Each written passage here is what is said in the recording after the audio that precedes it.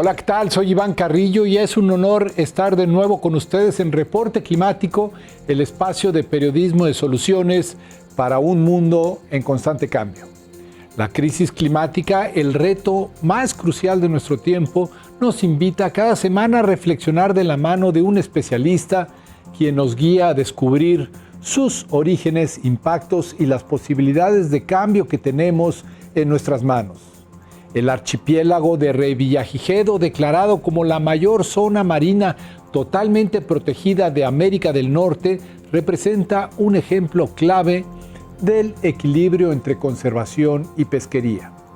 Investigaciones recientes demuestran que proteger áreas marinas de manera integral no solo permite la recuperación de especies y ecosistemas, sino que también beneficia a la economía pesquera. Este enfoque evidencia que la conservación y la pesca pueden coexistir de forma armónica, garantizando un futuro sostenible para ambos sectores.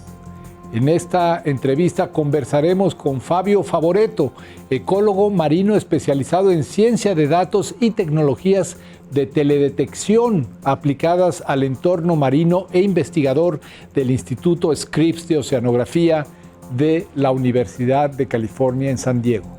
Entenderemos cómo las áreas marinas totalmente protegidas pueden restaurar la biodiversidad y al mismo tiempo beneficiar a las comunidades pesqueras que dependen de estos recursos. Pero antes, hagamos una parada para echar un vistazo al panorama climático en nuestro planeta. En la Patagonia Argentina, un innovador proyecto busca proteger uno de los mares más prístinos del planeta mediante la siembra de algas marinas. Este ecosistema, vital para la biodiversidad y el clima global, enfrenta amenazas como la pesca industrial, el cambio climático y la contaminación. La iniciativa, liderada por científicos y comunidades locales, propone cultivar algas que no solo absorben dióxido de carbono, contribuyendo a mitigar el cambio climático, sino que también restauran el equilibrio de los ecosistemas marinos. Además, el cultivo de algas ofrece una alternativa económica sostenible para las comunidades costeras, generando empleo mientras se protege el medio ambiente. Este proyecto resalta la importancia de combinar conocimiento científico con prácticas locales para enfrentar desafíos globales.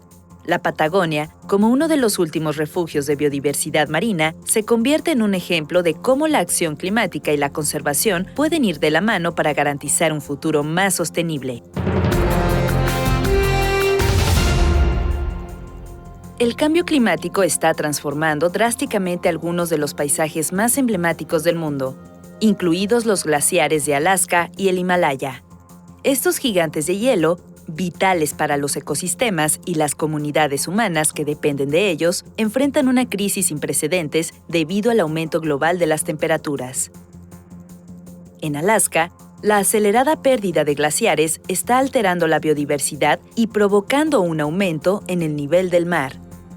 En el Himalaya, el deshielo afecta a miles de millones de personas que dependen de estos sistemas para el suministro de agua dulce y la agricultura. Además, los glaciares son fundamentales para la regulación climática y su desaparición genera impactos en cascada para el planeta. Los científicos advierten que, si no se toman medidas inmediatas para reducir las emisiones de carbono y frenar el calentamiento global, estos ecosistemas podrían colapsar irreversiblemente. La situación subraya la urgencia de acciones globales para mitigar esta crisis.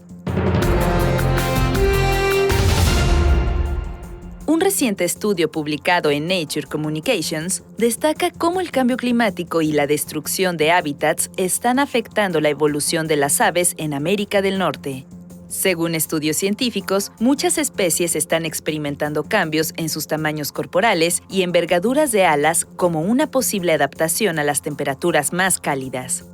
Las aves se están volviendo más pequeñas en promedio, mientras que sus alas crecen proporcionalmente, lo que podría mejorar su eficiencia de vuelo en un clima cambiante. Estos cambios, aunque sutiles, tienen implicaciones profundas para la supervivencia de las especies y los ecosistemas. Sin embargo, estas adaptaciones no garantizan su éxito frente a amenazas como la pérdida de hábitats y la reducción de fuentes de alimento. El estudio subraya la necesidad de priorizar la conservación de los hábitats críticos y frenar el cambio climático para proteger a las aves y a los ecosistemas de los que dependen, destacando el papel fundamental de las políticas ambientales para revertir estas tendencias. El archipiélago de Revillagigedo, en el Océano Pacífico, está compuesto por 4 islas volcánicas que forman parte de una cadena montañosa submarina. Este hábitat crítico alberga una rica biodiversidad, desde aves marinas hasta grandes especies pelágicas como ballenas, tiburones y mantarrayas. Reconocida por su valor natural, fue declarada Reserva de la Biosfera en 1994 y Patrimonio Mundial de la Humanidad por la UNESCO en 2016. Con sus 148.087 kilómetros cuadrados, se trata de la mayor área marina totalmente protegida de América del Norte. La reserva de Revillagigedo en verdad tiene varios años, solo que ha cambiado en su extensión. Entonces, la reserva que hemos investigado es la más grande de Norteamérica actualmente.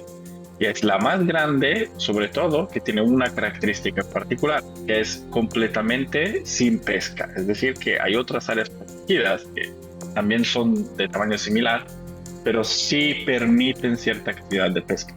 Lo que hace única a Revillagigedo es que es la más grande, que llamamos no-take en inglés.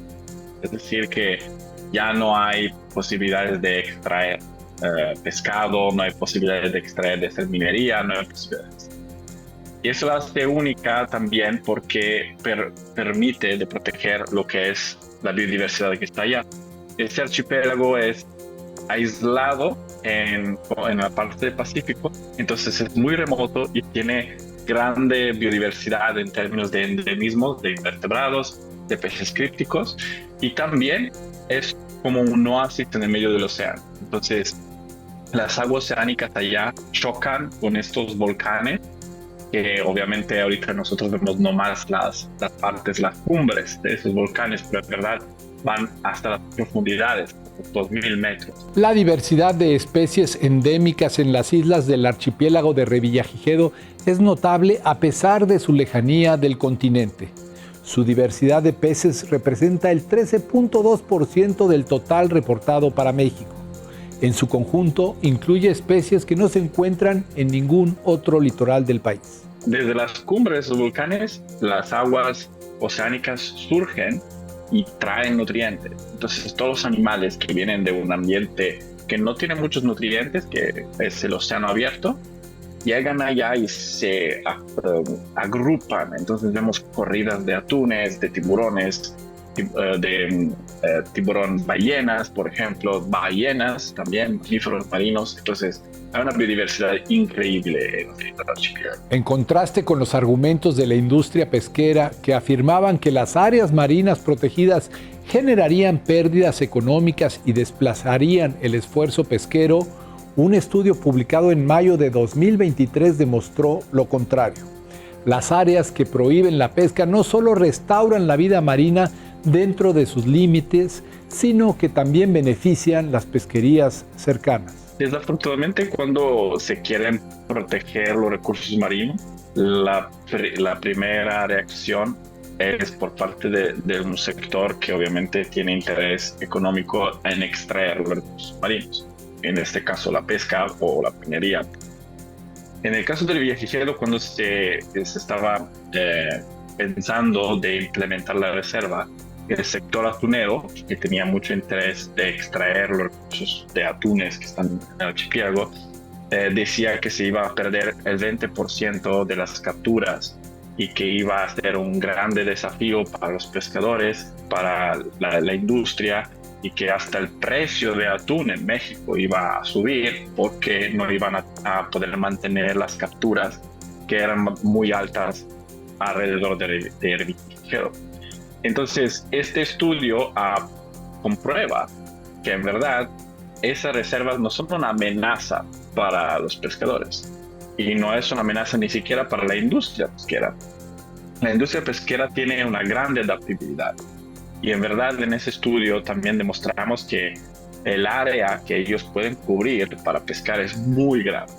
Y entonces la afectación, a pesar de que es el área más grande de Norteamérica, es nula. Durante la promoción del parque, el sector atunero advirtió que perderían entre el 20 y el 30% de sus capturas.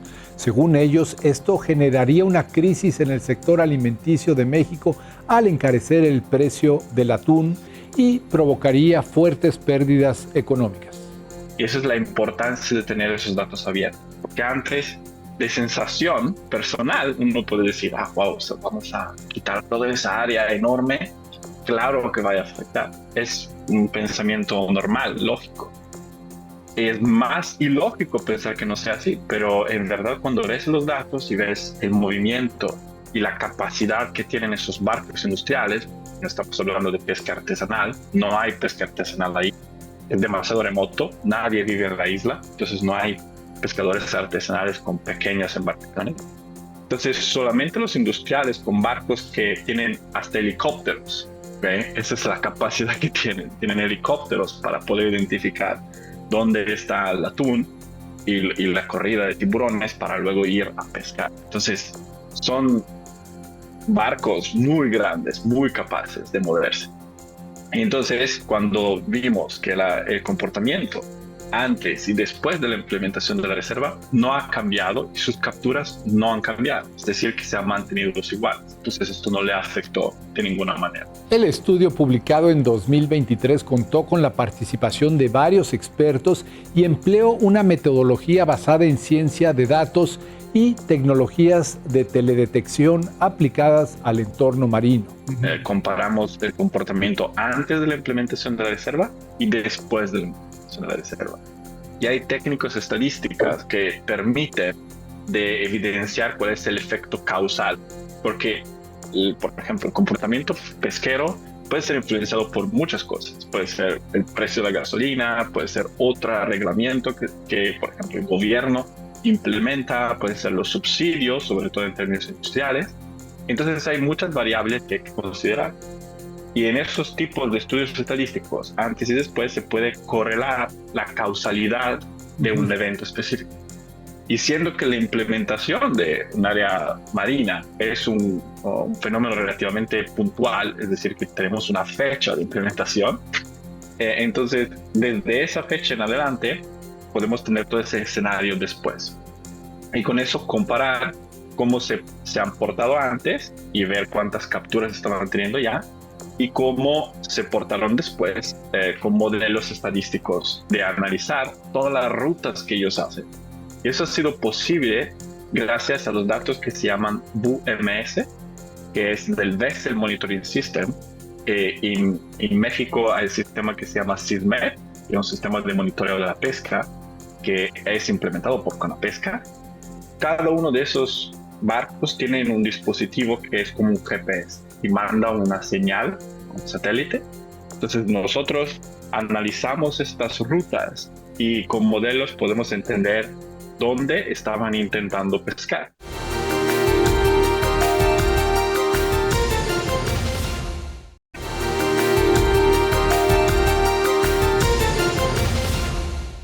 En América Latina, las áreas naturales protegidas son esenciales para conservar la biodiversidad, representando aproximadamente el 24% del territorio regional.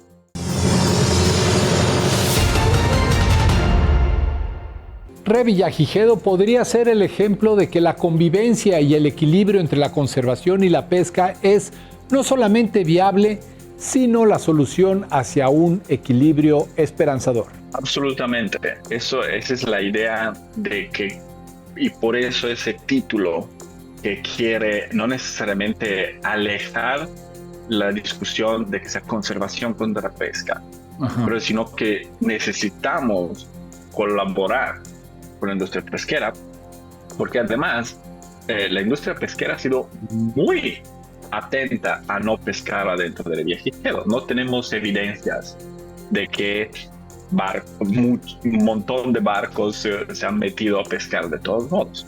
Entonces, eso es evidencia de que hay mucha ventana para poder colaborar. Hay muchas posibilidades y a veces en el argumento de áreas marinas protegidas hay ese contraste instintivo, ¿no? de la industria extractiva, decir, no queremos, ¿no? Y esa es tal vez es la primera posición, el primer instinto. Pero esperamos que con ese estudio se empiecen a abrir puertas y consideraciones, además de otros ejemplos que tenemos más pequeños, como Cabo Pulmo, ¿no? Que es otra área marina protegida, donde los mismos pescadores lo protegen. Entonces, no obstante, la pesca no es la única amenaza para la conservación de los mares. Los océanos son el disipador de calor más grande del planeta. Absorben el 90% del exceso de calor causado por el cambio climático. Hay varios ejemplos en México y en el mundo que si hay esta colaboración y hay ese entendimiento, todos se benefician. Porque hay una gran realidad, independientemente de las áreas marinas protegidas. Una es que los recursos marinos no son ilimitados. Entonces, si nosotros no cuidamos cómo lo estamos extrayendo, se van a acabar. Eso es el primero. Y el segundo hecho es que hay el cambio climático. El cambio climático está afectando la distribución de las especies, su abundancia, su tamaño y muchas otras cosas sociales y económicas en los países. Entonces, esto hace que si no empezamos a hacer compromisos hoy, lo vamos a tener que hacer de manera forzada en algunos años. Entonces, de cierta manera es mejor hacer compromisos controlados hoy y tener mayores posibilidades de ser resilientes en el futuro respecto que colapsar en 10, 15 años, porque no hemos controlado nuestras necesidades, ¿no? Y decir, no, tengo que ganar hoy mismo y no veo al futuro, ¿no? Entonces, eso es lo que esperamos de este estudio, que esto pueda abrir puertas de discusión y de un poco de reconciliación entre lo que es el sector pesquero y el sector de conservación. Y sin esta reconciliación no vamos a poder no solo proteger los sistemas naturales, que obviamente es importante, pero también proteger el sector pesquero, porque sin protección también el sector pesquero va. El riesgo es que colapse el mismo. ¿Y los pescadores qué van a hacer? O sea, los buenos resultados de esta área protegida hacen pensar en la posibilidad de aumentar estos espacios de conservación en el territorio nacional.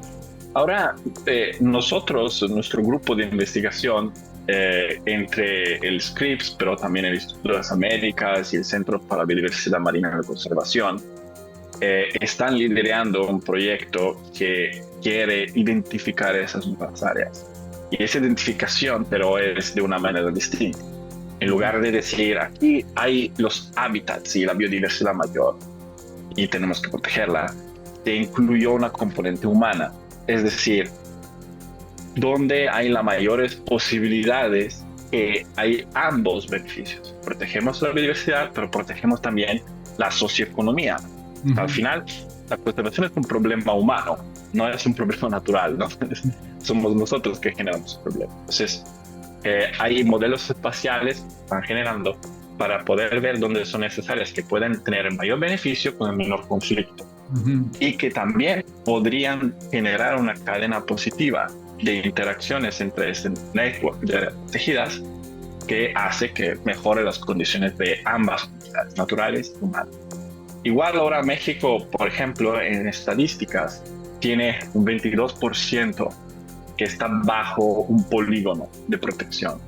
Desafortunadamente, la mayoría de esos son lo que llamamos parques de papel, que suena muy malo porque en verdad no es decir que la gente que trabaje ahí no hace bien su trabajo o es una crítica al sector de conservación, pero a veces por falta de recursos, por falta de reglas claras, por falta de inclusión del sector social, por muchas razones, se hace que esas áreas no sean efectivas. A pesar de la creciente expansión de las áreas naturales protegidas en México, persiste la necesidad de mejorar la eficiencia en su gestión para garantizar que realmente cumplan su objetivo de preservar la biodiversidad y enfrentar las amenazas ambientales de manera efectiva. Y solamente el 4.2% de las áreas protegidas en México las podemos considerar efectivas. Y de ese 4.2, el 4% es reviejijero. Entonces, nos queda el punto 2, de cual algunas es cabo pulmo y otras pequeñas zona núcleo. Entonces ya, más que crear nuevas áreas, el primer paso ya sería mejoramos las que existen ahora. Mejoramos las que ya están, damos más recursos, invertimos en proteger las que ya están implementadas y luego podemos pensar, claro, más network y más conexiones. Que bueno, en teoría la ciencia nos dice que al menos el 30% debería ser protegido, pero la verdad es, el problema de comunicación es que luego, si ponemos un número que sea un 30%, es ahí una ley psicológica que se llama la ley de Goodhart.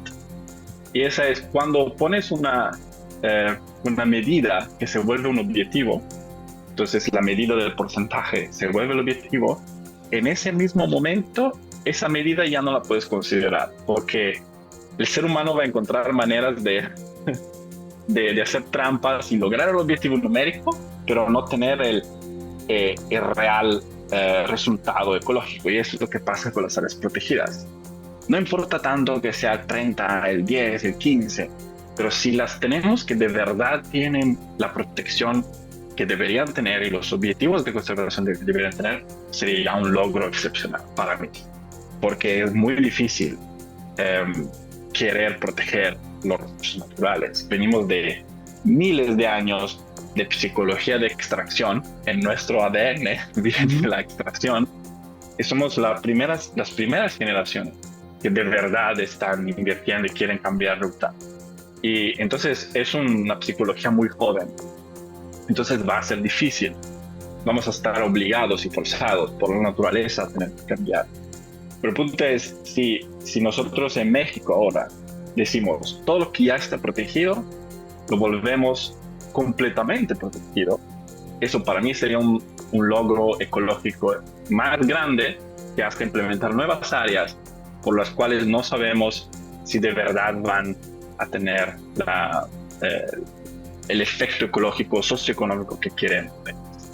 Las áreas naturales protegidas son clave para conservar la biodiversidad, por eso es necesario buscar alternativas de explotación sostenible que permitan aprovechar estos espacios de forma responsable y equilibrada, priorizando siempre la conservación ambiental.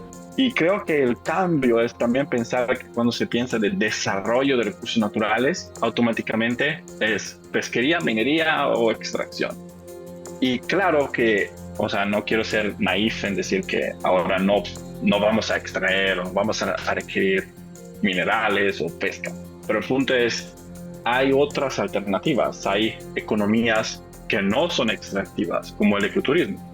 Revillagigedo genera millones de dólares en ecoturismo, en buceo, y ahorita se está volviendo siempre más y más famoso, siendo la que llaman la Galápagos de México, que no me gusta tanto esa comparación porque es muy distinto, pero ahorita todo el mundo del buceo habla de Roca Partida y de Socorro y del Boiler en San Benedicto, porque buceas ahí y encuentras lugares donde hay delfines que te nadan a esa distancia y tiburones por todos lados, y la gente lo quiere ver, quiere pagar muchísimo dinero para poder tener esas experiencias. Yo he tenido la suerte de ir allá como investigador, pero hay siempre la posibilidad de ir allá de manera regulada. Obviamente el parque implementa regulaciones y monitoreo los barcos turísticos que traen la gente allá.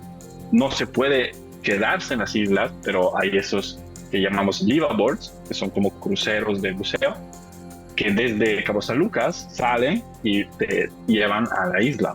Entonces es una experiencia que te cambia la vida, es una experiencia espectacular, y eso genera dinero que luego el área podría usar y volver a implementar para mejorar su protección, pero es un poco complicado. Pero esas son las direcciones que se pueden tomar para mejorar el uso y desarrollar una economía que no es extractiva, pero que es una economía de verdad sustentable.